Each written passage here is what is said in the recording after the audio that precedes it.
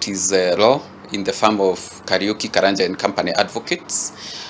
In the year 2018 or thereabout, myself and other guarantors, we guaranteed one David Derito Dumo of an amount of Kenya shillings around 5 million. We are members of Sheria Sacco, and the aforesaid borrower David Derito Dumo refused to pay the aforesaid loan, and the Sacco went for our shares cumulatively to that amount.